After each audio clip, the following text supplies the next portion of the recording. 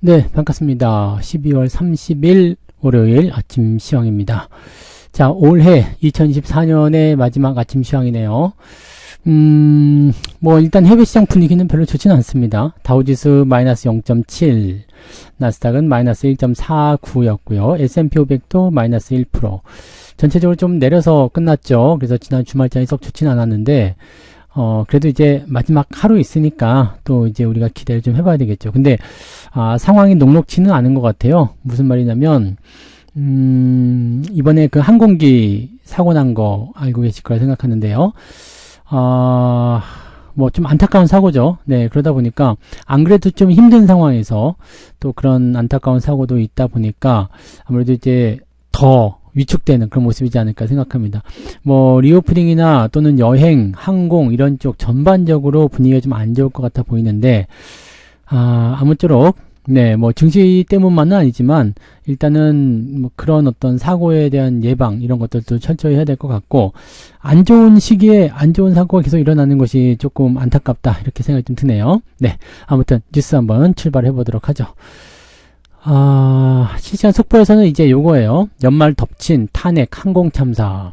요게 이제 어제 속보로 계속해서 나왔죠. 그래서 깜짝 놀라신 분들도 많이 계셨을 것 같은데, 그래도 다행입니다. 왜냐면은 불행 중 다행이라고 볼 수 있는 게 높은 데서 떨어진 게 아니고 착륙하는 시점에서 사고가 나가지고 그래도 생존하신 분들이 많이 계시고, 그래도 다행인 거죠. 원래 항공기 사고는, 네, 사고가 나면은 그 생존율이 굉장히 떨어지잖아요. 그러니까 그런 부분이었는데 그래도 그나마 좀 다행이지 않을까라고 생각합니다.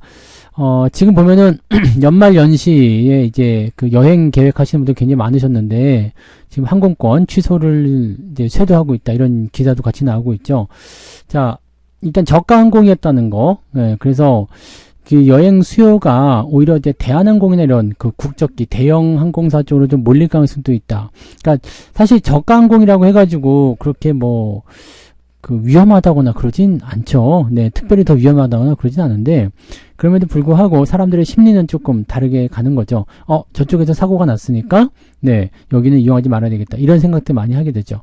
근데 보통은 이제 사고가 난 쪽에서 더 철두철미한, 그런 정비나 이런 것들 하기 때문에, 오히려 그 사고가 난 이후에 항공사들이 더 안전할 수도 있습니다. 근데, 그거는 딱히, 네, 정답은 없는 거니까요. 아무튼, 이 여행 쪽에서는 조금 부담이 좀 될 것 같아요. 왜냐면 여행사들은 여행 비용을 낮추기 위해서 이 항공요금을 조금 저렴한 쪽으로 많이 이용하잖아요. 그러니까, 이런 대한항공이나 아시아나, 이런 쪽 타는 것이 아니라, 이런 저가 항공, LCC 쪽을 많이 타는데, 이쪽에 대한 어떤 여행 취소나 이런 것들이 일어날 수도 있고, 또 여행에 대한 그 저가 항공을 이용하지 못하게 되면, 좀 비싼 항공사로 가게 됐을 때 여행 가격이 올라가죠. 여행 경비가 올라가기 때문에, 이렇게 돼버리게 되면은, 조금, 네, 부담스럽긴 하겠죠. 근데 요즘에는 또 환율이 높아가지고, 이런 항공주들 같은 경우는 기름을 또 사와야 되죠. 그러니까 안 그래도 어려운 상태인데, 지금 이런 사고가 있어서 좀 굉장히 안타까운 것 같습니다. 정치적 불확실성이, 여행산업, 그 다음에 그 외의 어떤 산업들, 경제적인 전반적인 부분에 걸쳐서 문제점이 커져 있는 상태다라고 되어 있는 부분이고요. 앞으로 이제 어떻게 될 것인지, 네, 상황들이 좀, 나올 것 같아 보이긴 하는데, 일단은, 네, 심리가 많이 안 좋을 것이다. 지금 이제, 손해배상 규모나 이런 부분들은 또 정해져야 되겠습니다만, 당장 주가를 끌어내릴 변수는 투자 심리라는 부분이고요. 제주항공의 주가는 향방을 예상하기 힘들다가 아니라 그냥, 네, 내리꽂는다 봐야 되겠죠. 그래서, 요즘 같은 상황이라면은 하한가 근처까지도 갈 수 있지 않을까라고 생각이 들고, 그 외에 항공주들도 다 같이 주가가 변화할 수 있는 상황들이 나타날 수 있다, 이렇게 볼 수가 있겠습니다. 그러다 보니까 이제 증시 전반에 악재로 번질 수도 있는 거 아니겠느냐, 이런 식의 얘기가 나오는 부분들이죠. 실물 경제가 지금 굉장히 안 좋은 상황으로 들어가 있다 보니까 지금은 빨리 어떻게든 경기 회복을 좀 만들어내야 되는데, 아직도 저 탄핵에 대한 부분들 가지고서 네가 맞네 내가 맞네 이걸 가지고 싸우고 있고, 정말 답답해 죽겠네요. 그죠? 네, 지금 탄핵에 대한 부분들도 빨리 해결이 돼야 되겠습니다만, 경제를 살리는 부분도 빨리 해결이 돼야 돼요. 왜냐면 그 시기라는 게 있죠. 그 시기를 놓치게 되면 이제 실기를 한다고 그럽니다.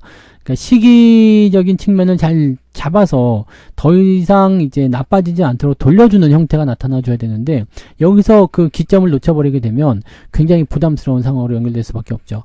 이런 것들은 굉장히 좀 부담스러운 요소로 작용될 것 같다 판단이 좀 듭니다. 이런 것들은 조금 애매할 것 같아 보이고요.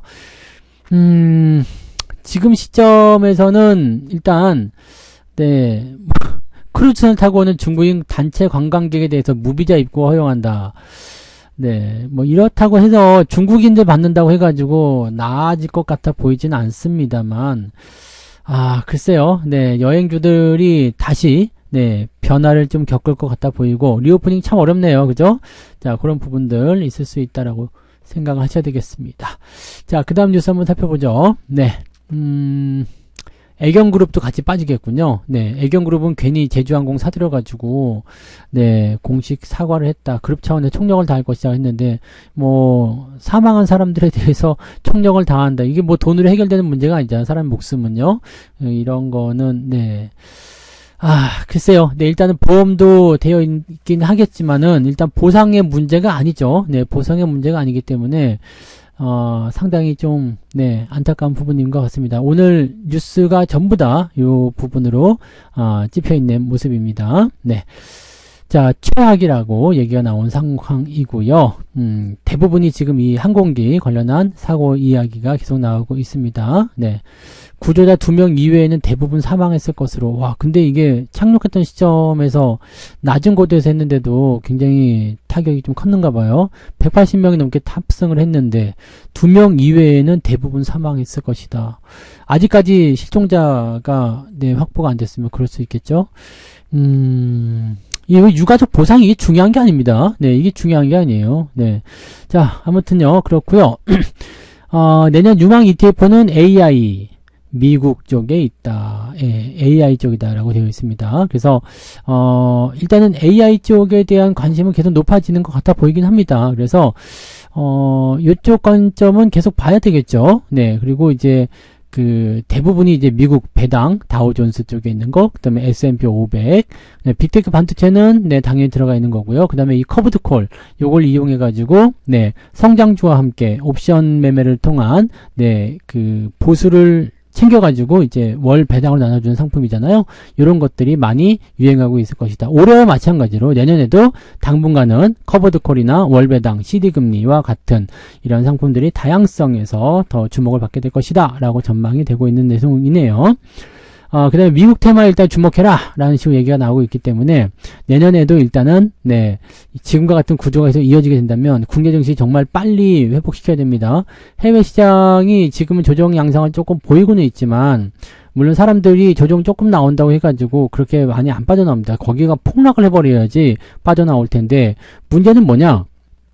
거기가 폭락하면 우리는 괜찮겠느냐 이 말이죠. 우리도 같이 내릴 수밖에 없죠. 그러니까 세계적 경제 위기가 온다. 그럼 우리는 엎친 덮친 격이 나오기 때문에 굉장히 부담스러울 수 있습니다. 그러니까 이럴 때, 즉 미국 증시가 폭락을 하지 않는 상태로 횡보 정도 아니면 작은 조정 이런 거 나오게 됐을 때는요. 사람들이 긴가민가한 생각을 좀 가질 수 있거든요. 이럴 때 우리 증시를 올릴 수는 있잖아요. 그러니까 이럴 때 뭐 경기 부양을 세게 때려준다든지 그렇게 가주면 좋을 것 같은데 아니 경기 부양 한다는 건 다 어디 갔어 진짜.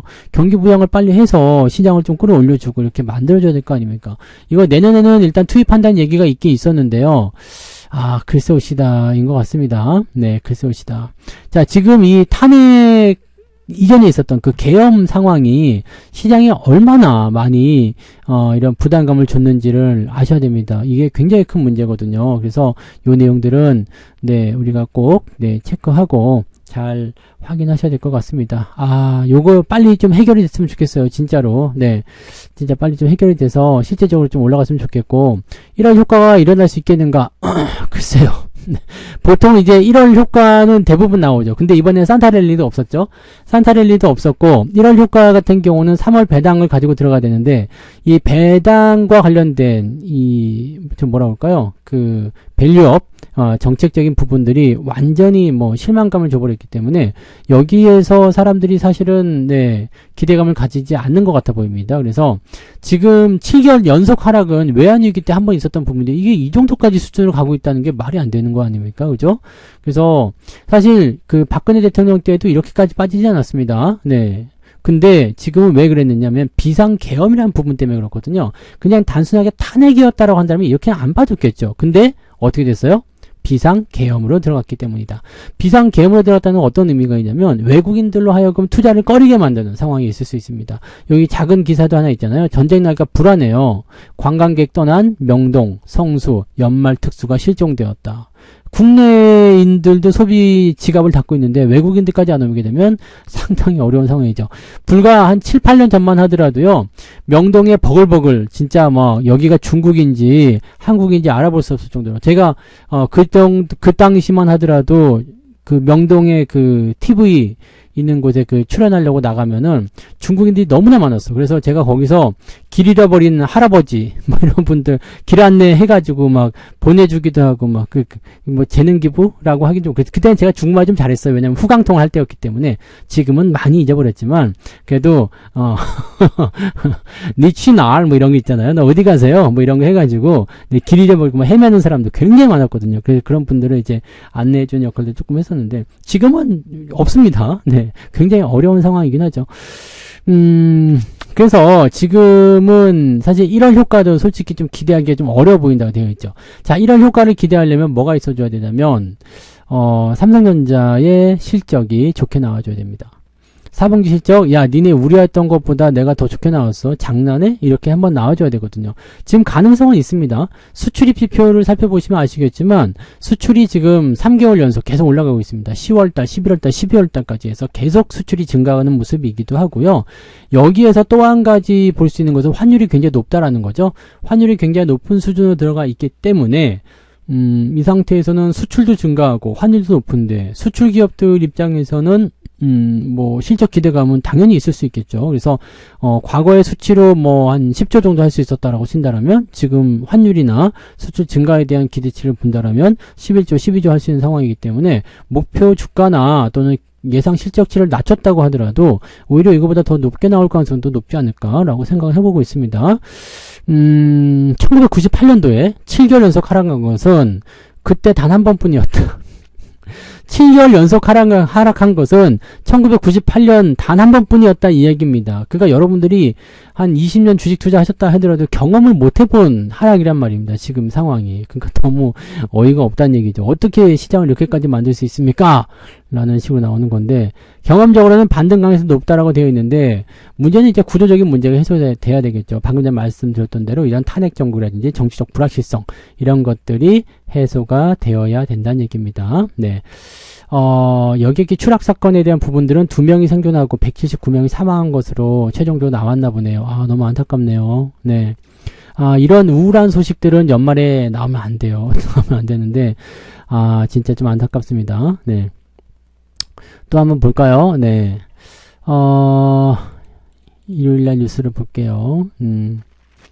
그래서 지금 그렇게 되어 있고, 이런 효과는 조금 어려울 것 같다 생각은 좀 들죠. 네, 그 얘기 생각하시면 되겠고, 한전 발주 입찰 담합, 효성중공업, LS, HD, 현대 등 공정위 과징금 철퇴를 맞았다.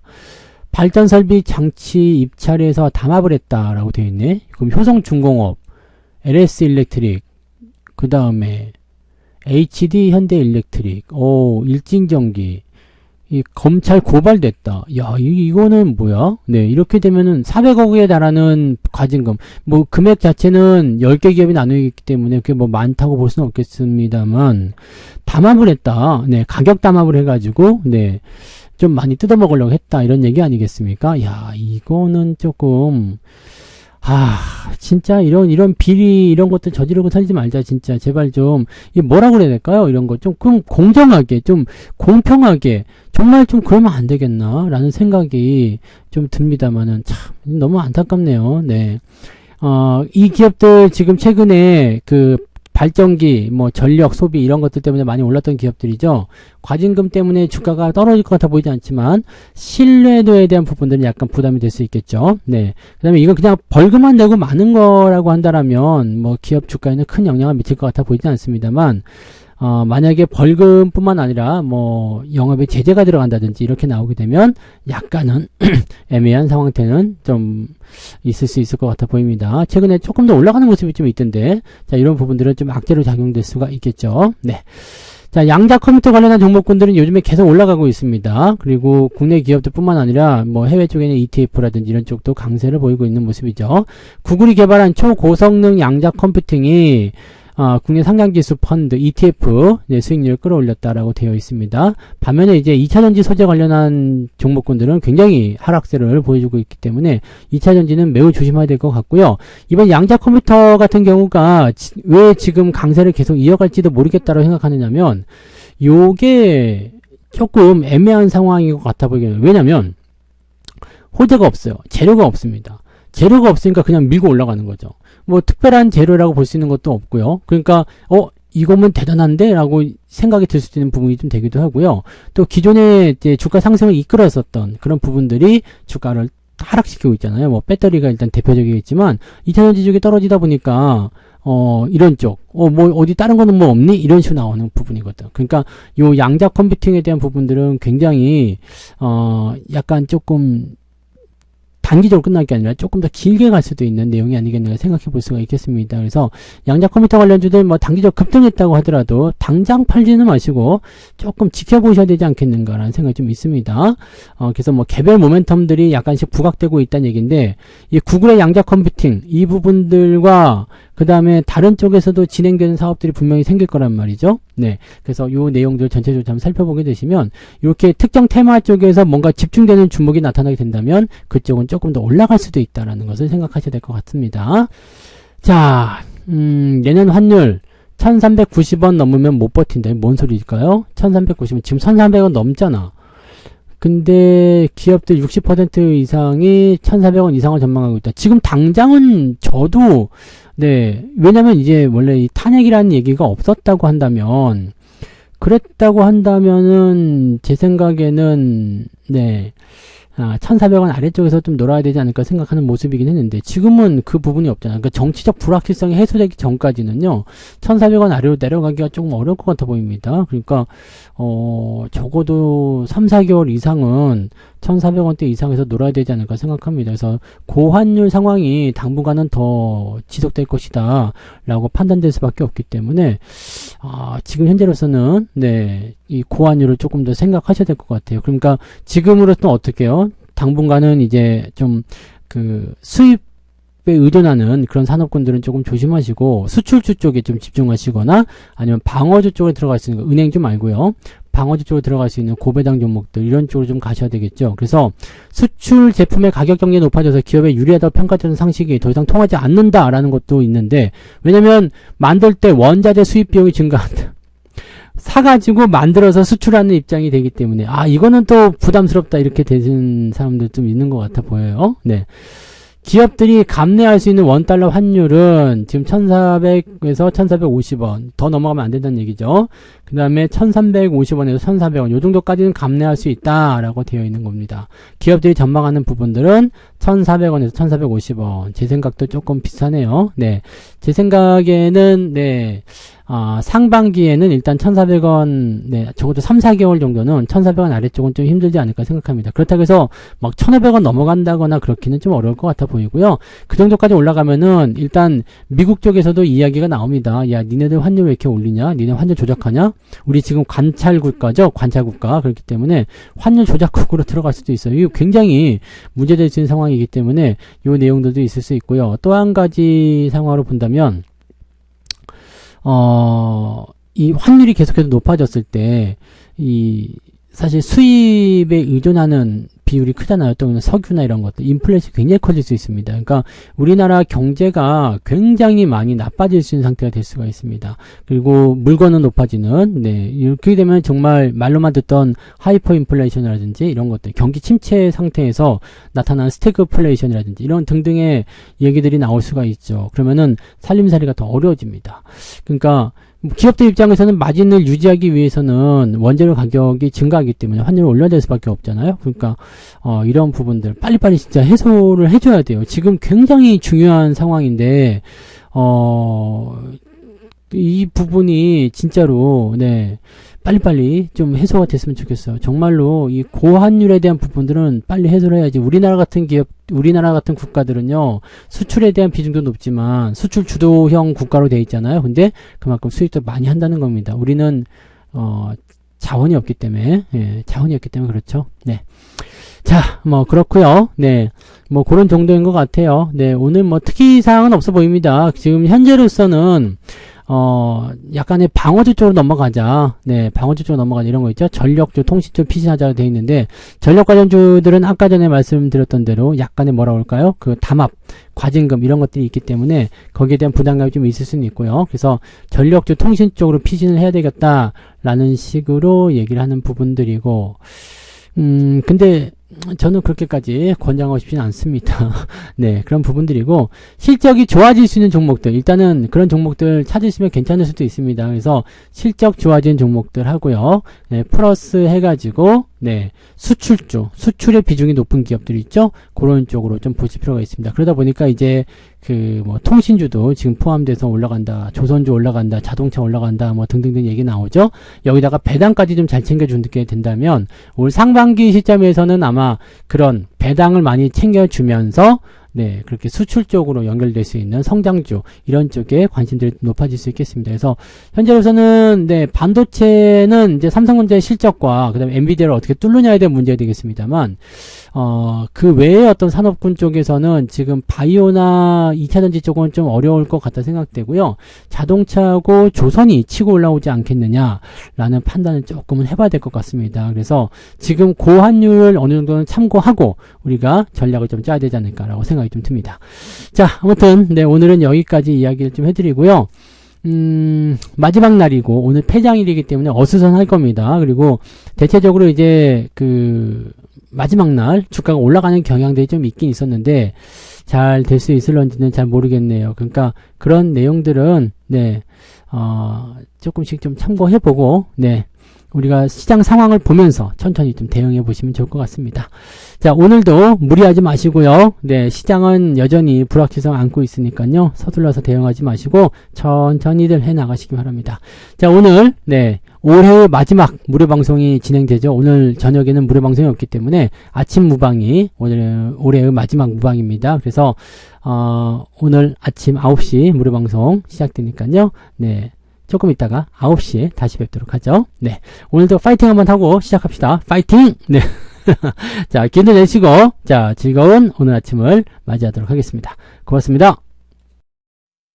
본 방송에서 제공되는 모든 정보는 투자 판단의 참고 자료이며 투자의 최종 책임은 본 방송을 이용하는 본인에게 있습니다.